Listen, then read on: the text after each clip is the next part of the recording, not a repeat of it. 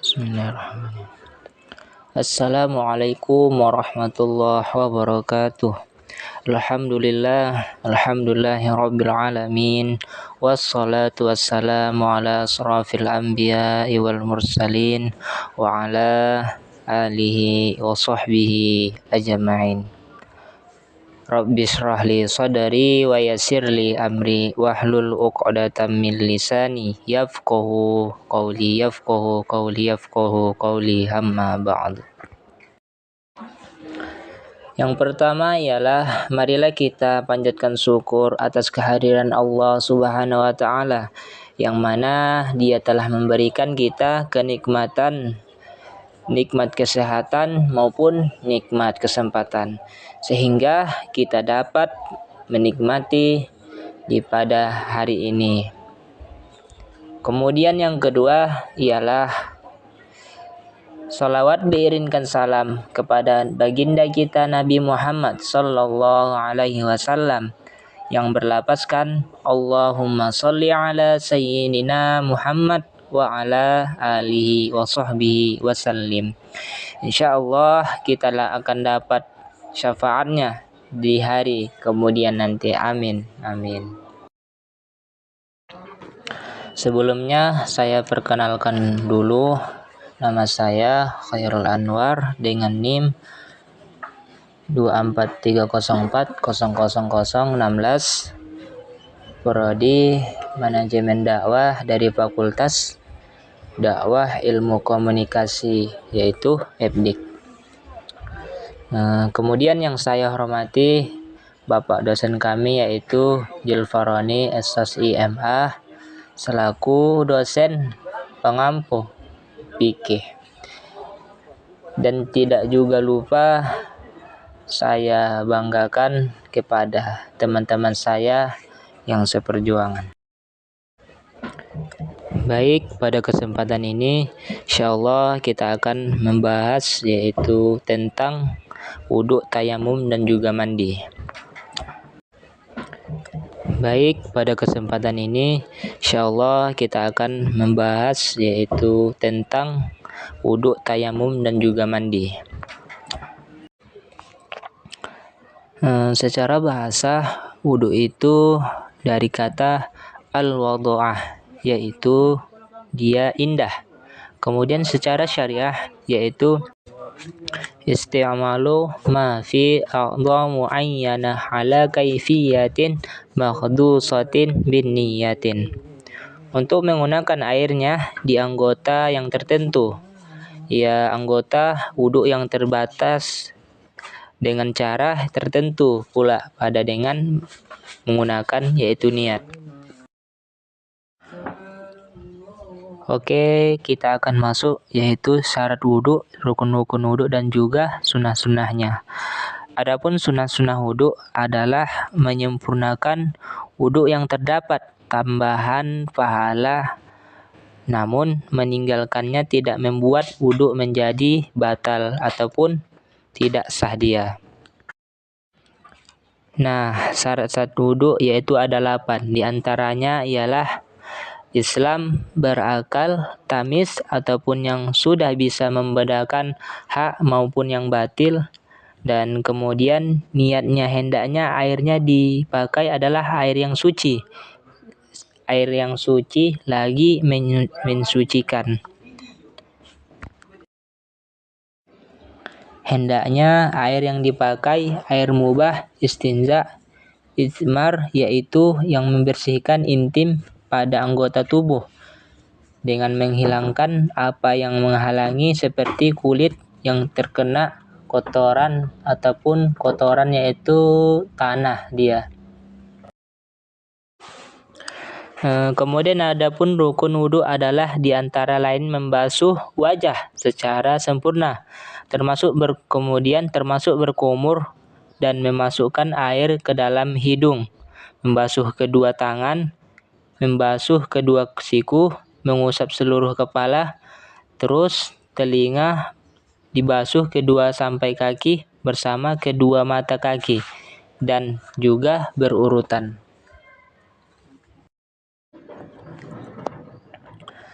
Kaum muslimin rahimakumullah. Kemudian kita masuk yaitu sunnah-sunnahnya wudhu. Adapun yang pertama ialah yaitu bersiwak. Kemudian membasuh telapak tangan ke selah-selah jari selama 3 kali basuhan. Di awal wudhu sebelum membasuh wajah, kita harus berkumur dan bersihkan hidung. Sebelum membersihkan wajah, yaitu menyilai janggut yang tebal dengan menggunakan air. Dan kaki dimulai dengan kanan sebelum yang kiri pada kedua tangan dan kaki dengan 1 kali basuhan, hingga dia 3 kali. Dalam membasuh wajah, tangan, dan kedua kaki telah kita mengetahuinya, syarat rukun dan juga sunnah-sunnah wudhunya. Kemudian kita akan menyelesaikan sifat wudhu di mana kita akan mengetahui hukum-hukum tersebut.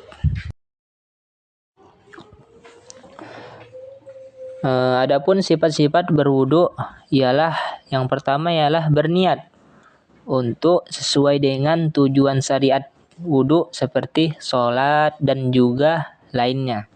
Kemudian mengucapkan bismillah, kemudian membasuh telapak tangan hingga 3 kali. Selanjutnya berkumur 3 kali, menghirup air ke dalam hidung 3 kali dan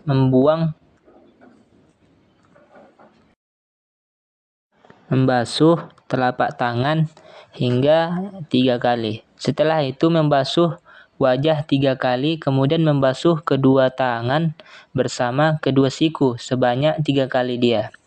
Batas tangan adalah dari ujung jari-jari termasuk kuku dan bagian bahu. Kemudian mengusap seluruh kepala dan kedua telinga sebanyak 1 kali. Setelah itu membasuh kedua kaki bersama kedua mata kaki sebanyak 3 kali dia. Kemudian ketahuilah para sahabat, menyempurnakan wudhu bukanlah berarti menuangkan air dalam jumlah yang begitu banyak, akan tetapi ialah dengan meratakan air yang ke seluruh tubuh, yaitu kepada anggota wudhu dengan mengalirkan kepada tubuh. Setelah kita sudah mengetahui sifat wudhu, ada kalanya kita harus juga mengetahui batal-batalnya wudhu. Baik, yang pertama itu adalah suatu yang keluar dari 2 pintu, yaitu air kencing dan juga kotoran. Adapun suatu yang keluar dari tubuh selain dari 2 jalan tersebut seperti darah, muntah, dan juga mimisan, ataupun yang keluar dari hidung kita, maka ulama berpendapat ialah tidak membatalkan, tetapi namun untuk menghilangkan segala yang diragukan, kita harus memilih berwudhu. Karena itu jalan yang lebih baik dia. Yang kedua ialah hilangnya akal ataupun yang sudah tertutup akalnya dia. Kemudian makan daging unta, baik sedikit maupun banyak dia. Baik, setelah kita membahas tentang berwudhu, kemudian kita akan masuk pada tentang ialah tayamum. Terkadang seorang muslim dihadapkan pada kondisinya yang mana air tidak ada atau dihukumi tidak karena satu alasan yang dibenarkan oleh syariah. Di dalam kondisi ini Allah Subhanahu wa taala meletakkan di pengganti air yaitu tayamum sebagai sebuah kemudahan bagi hamba Allah. maka solusi dari kesulitan ini maka ialah bertayamum. Secara bahasa adalah maksud dan tujuan. Kemudian sedangkan dalam Islam istilah syariah, tayamum adalah mengusap wajah dan kedua tangan. Dan tata caranya tertentu tayamum menggantikan posisi air dalam kondisi yang berikut ini. Ialah yang pertama ialah mana tidak ada air, yang kedua jika dia mempunyai air namun dia memerlukan untuk dia minum.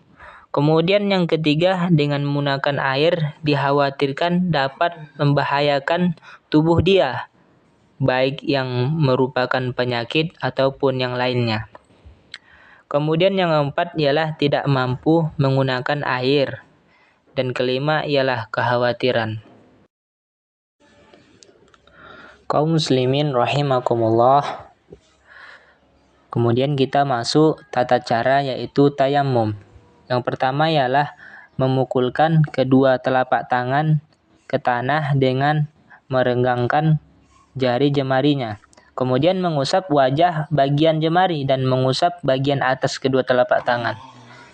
Dengan telapak tangan bagian dalam hendaknya kita melakukan usai pada wajah dengan secara merata. Tayamum juga ada batalnya dengan adanya air. Inilah hukum tentang tayamum. Kemudian setelah kita membahas tentang tayamum, maka kita beralih yang terakhir yaitu mandi. Mandi yaitu menyiram air pada seluruh tubuh dengan secara yang tertentu dia.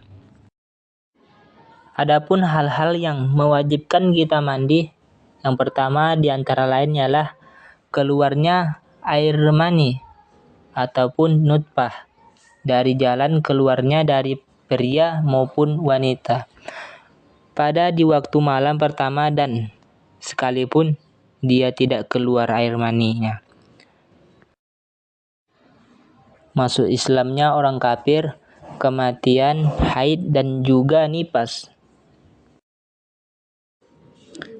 Setelah kita tahu apa penyebab kita mewajibkan yaitu mandi, maka kita akan memberi tahu tata cara mandi yang sebenarnya.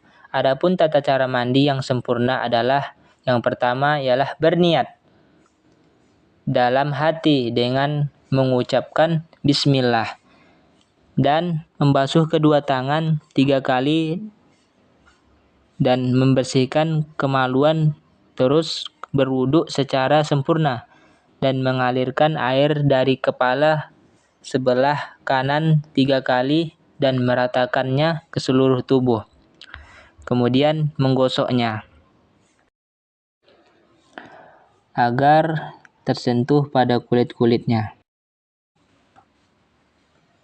Kalau bagian daripada wanita haid ataupun nifas, hendaknya ia membuka tangan rambut untuk mandi dari haid dan juga nifas.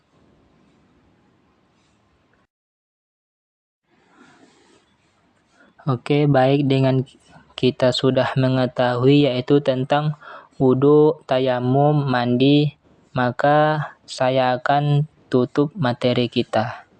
Saya yang bernama Khairul Anwar bermohon maaf kalau ada yang kurang ataupun salah yang saya katakan ini, mohon dimaafkan. Assalamualaikum warahmatullahi wabarakatuh.